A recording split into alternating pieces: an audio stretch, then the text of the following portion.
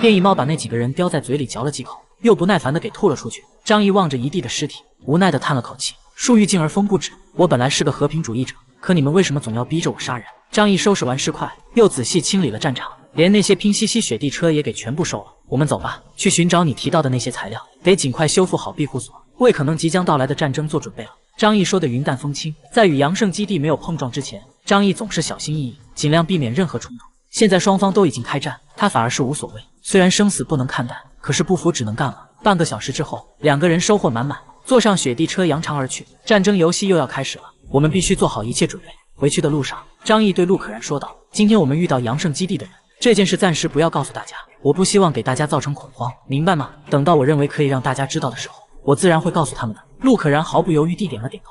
主要是为了瞒着梁月，他打算借助两大势力的手，把那些徐家镇的学生给处理掉。当张毅和陆可然回到庇护所时，他们远远地看到了一道雄伟的冰雪长城，已经完成了大部分的建设。这道长城有着10米厚的冰块构成的双层结构，再加上内部的钢筋骨架，简直难以想象有什么东西能够轻易摧毁它。而这仅仅只是防御手段。在建造冰雪城墙的过程中，梁月和尤大叔巧妙地在冰块上开了洞，以钢板做出一个个射击孔目。这样一来，他们就能够将缴获的大量机关炮、重机枪、战车、火炮和坦克摆放在城墙上，成为一道密集的火力网。屋里屋外都在热火朝天的忙碌。张毅粗略地计算了一下，他最理想的情况是在3天内修复外墙，并建立起一道坚固的火力防线。到那时，掌握着大量武器的他们，即使面对2个基地的兵力也不会处于劣势。更何况阳盛和朝雨基地距离这里至少有100多公里，长途跋涉后他们的战斗力必然会受到折损。即使是1对2，我仍然掌握着优势。张毅的心情稍稍放松了一些，至少不会因为即将到来的战争而感到焦虑。天海市北部，在阳盛基地的一间厂房内，有2个衣衫褴褛的男人被绳子捆绑着，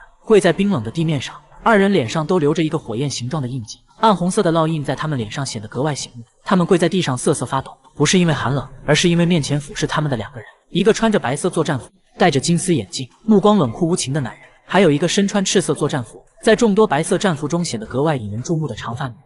他们是阳盛基地的首领萧红炼和他的副手诸葛蜻蜓。跪在地上的2个男人吓得连忙磕头：“我错了，请您再给我一次机会，我保证再也不逃了，不要杀我呀！”萧红炼踩着赤色的皮靴缓缓走到他们跟前，她是一个冷艳而美丽的女人，只是那双大大的眼睛冰冷的没有一丝人性的温暖，俯视着他们冷冷地问道：“你们为什么要逃走呢？虽然在这里需要工作，但至少我会为你们提供食物和住宿。离开这里，你们去外面自找死路吗？”地上的男人随着萧红炼的靠近，颤抖得更加厉害，只能不断地磕头求饶。萧红炼的声音变得更加冰冷：“你们是不是想去拜雪教的地盘，投奔那个虚伪的婊子？”地上的2个男人下意识地互相看了一眼，谁也没敢开口说话，只能不停地磕头，请求萧红炼饶他们一命。这也就相当于是承认了萧红炼所说的事实。萧红炼冷笑一声，转头对旁边的副手诸葛蜻蜓道：“最近你们不是搞出了个新玩意吗？给我看看它的效果吧。”刚说完，旁边立刻有人端着托盘走过来，上面放着2个闪亮的银色项圈。地上的奴隶恐惧万分，拼命地挣扎着试图逃跑，结果就被周围的士兵按住，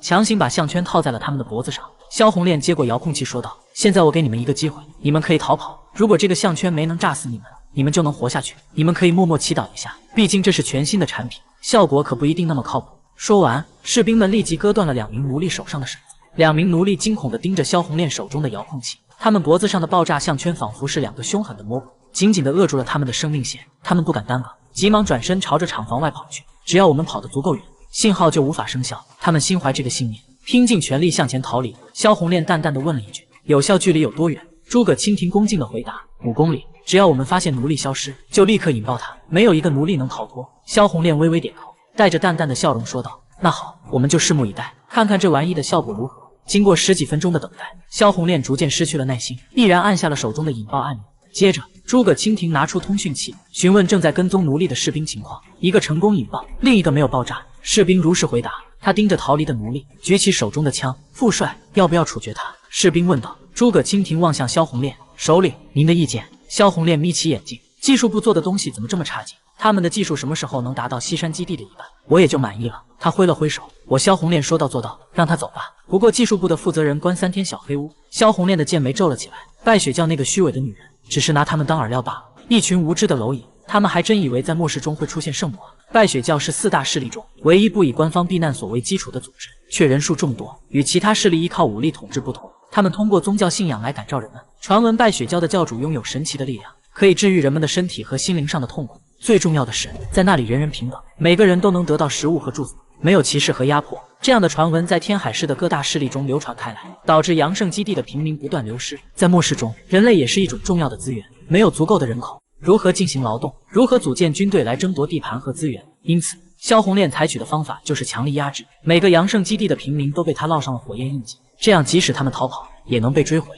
而拜雪教如果敢收留带有火焰印记的奴隶，就必须冒着与阳盛基地开战的风险。尽管如此，拜雪教明里暗里仍在吸纳逃亡的奴隶，这加剧了阳盛基地和拜雪教之间的紧张关系。与西山基地不同，阳盛基地并没有完全位于地下，因此他们需要在地上的炼油厂进行生产。尽管他们封锁措施严密，但总会有些人向往自由，愿意冒着生命危险去尝试逃跑。萧红炼转身离开工厂，朝着外面走去。诸葛蜻蜓紧跟在他身后，急忙说道：“只要我们能够在西山基地夺取一大块资源，我们就能缓解目前的压力。毕竟，在末世中，所有问题的根源都是物资的匮乏。”萧红炼挥了挥手，但是我们想要占领陆江区和西山区，就必须确保后方的稳定，让技术部加快研究速度。安全性可以暂时放一边，但是必须确保它能够爆炸。诸葛蜻蜓点了点头，牢记住了萧红炼的嘱咐。突然，萧红炼停住了脚步。高原还没有回来吗？高原是他表哥，曾经是天海市武警部队的队长。不过这个表哥性情有些桀骜，除了萧红炼之外，在阳盛基地谁都不服。但是即便如此，也不可能没有任何消息传回。目前天海市的5大势力，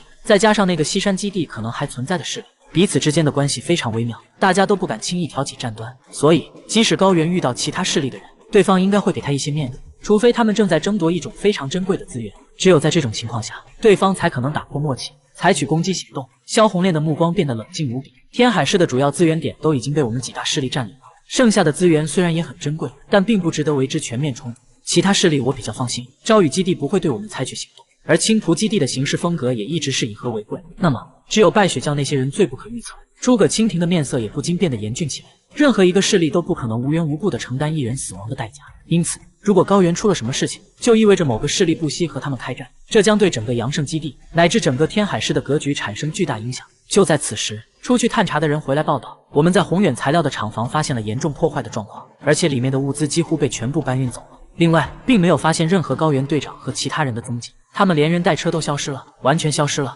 萧红炼的眸子里涌现出森然的杀机。高原性格再怎么嚣张，也不敢违抗我的命令，自行中断与基地的联系，并擅自前往其他地方，所以我断定他肯定出事了。萧红炼感到愤怒无比。高原是他的表哥，虽然他们之间的关系一般，可高原出事就等同于是打他的脸。在这个弱肉强食的残酷时代，一旦表现出懦弱，其他豺狼就会把你蚕食殆尽，所以他必须要以雷霆手段解决这个问题。萧红炼拿出卫星电话，直接拨通了朝雨基地首领魏定海的号码。萧红炼性情比较直率，简单寒暄后立刻进入主题。魏定海，我表哥高原在陆江区宏远集团厂房失踪了，你知道这件事吗？听到这句话，魏定海明白萧红炼在猜疑他，他的语气变得沉重。你们倒是去得真快啊！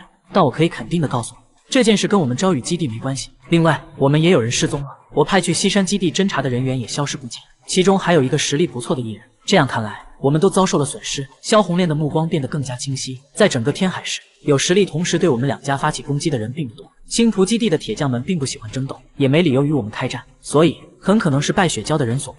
魏定海笑了起来，没错，你说的对，肯定是拜雪教的人干的。通过排除法很容易得出结论，现在拜雪教成为了最大的嫌疑对象。但是魏定海为什么笑呢？因为他和萧红炼都想到同一个地方去。对于拜雪教，他们早就看得不顺眼。拜雪教一直在吸收天海市的幸存者，而具体幸存者的人数大约在100万左右，没有确切的数字。拜雪教吸收的人越多，就会影响他们获取劳动力，甚至导致他们的奴隶逃跑。不满的情绪已经积累了很长时间，现在既然有了正当的理由，他们自然不会错过这个机会。双方决定借机对位于天凤区的拜雪教总部发起进攻。